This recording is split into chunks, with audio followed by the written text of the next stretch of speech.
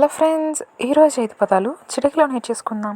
మొదటిది వర్బల్, అంటే నోటితో చెప్పడం లేదా మనం చేత్తో కానీ ఏం చెప్పకుండా నోటితో మాట్లాడుతూ చెప్పినట్లయితే అది వర్బల్ అవుతుంది. అంటే నోటితో చెప్పే సాక్ష్యాన్ని వర్బల్ ఎవిడెన్స్, ఓరల్ ఎవిడెన్స్ అని కూడా అంటారు. ఓకేనా.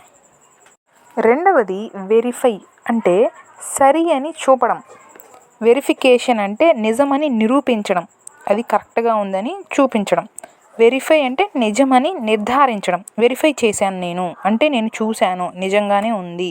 సో నేను జెరాక్స్ని ఒరిజినల్ పెడితే 2 కరెక్ట్గా ఉన్నాయి, వెరిఫై చేశాను అని చెప్పి ఎగ్జాంపుల్కి చెప్పాను. సో వెరిఫై అంటే నిజమని నిరూపించడం, నిజపరచడం, సరి అని చూపడం.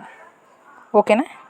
ఇది యథార్థంగానే ఉంది, ఈ డాక్యుమెంట్ నిజంగానే వాస్తవమైనది అని చెప్పడానికి ఈ వెరిఫై అనే పదాన్ని వాడతాం. ఉదాహరణకు ఏదైనా మనకు జాబ్ వచ్చిందనుకోండి, డాక్యుమెంట్ వెరిఫికేషన్ అని చెప్పి ఒకటి ఉంటుంది. అంటే మన డాక్యుమెంట్లన్నీ కరెక్ట్గా ఉన్నాయా లేదా అని చెప్పి వెరిఫై చేస్తారు.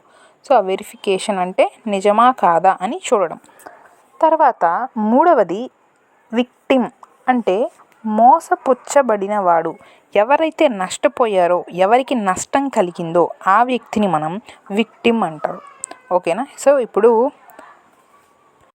ఎవరైతే నష్టపోయారో వాళ్ళే కదా వెళ్ళి కోర్టులో వేస్తారు కేసు. సో విక్టిమ్నే మనం మోసపుచ్చబడినవాడు, ఎవరైతే మోసపోయారో ఆ వ్యక్తిని విక్టిమ్ అంటారు. విక్టిమ్ అంటే విక్టిమ్ ఒక్కరే కాదు, విక్టిమ్ వాళ్ళ తల్లిదండ్రులు కానీ, గార్డియన్ని కానీ, వాళ్ళ పేరెంట్స్ని కానీ విక్టిమ్కి సంబంధించి వాళ్ళని కూడా విక్టిమ్గా కన్సిడర్ చేయొచ్చు.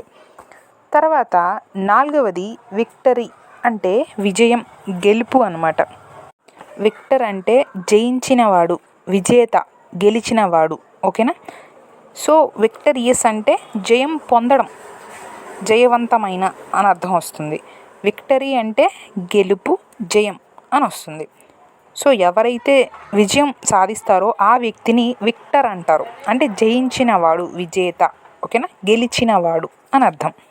తర్వాత ఐదవది వ్యూ, అంటే చూడడం, సీ, పరీక్షించడం, విచారించడం, యోచించడం, తలుచుకోవడం, ఎంచుకోవడం, చూపు, దృష్టి. సో ఇవన్నీ కూడా వ్యూ అనే పదానికి అర్థాలు అన్నమాట. సో మనకి ఏదైతే కనిపిస్తుందో దాన్ని మనం చూస్తాం కదా. సో ఆ చూడడమే కాదు, మనకు అభిప్రాయం, మన యొక్క ఉద్దేశము, ఒపీనియన్ని కూడా వ్యూ అని అనొచ్చు. సో వ్యూ అంటే కేవలం చూసేదే కాదు, పరీక్షించేది, మనం తలిచేది, మనసులో తలుచుకుంటాం కదా. మన బుద్ధిపూర్వకంగా, ఉద్దేశపూర్వకంగా ఏమైనా సరే ఒక ఒపీనియన్ అనేది ఫ్రేమ్ చేసుకున్న దాన్ని కూడా వ్యూ అని అంటాం.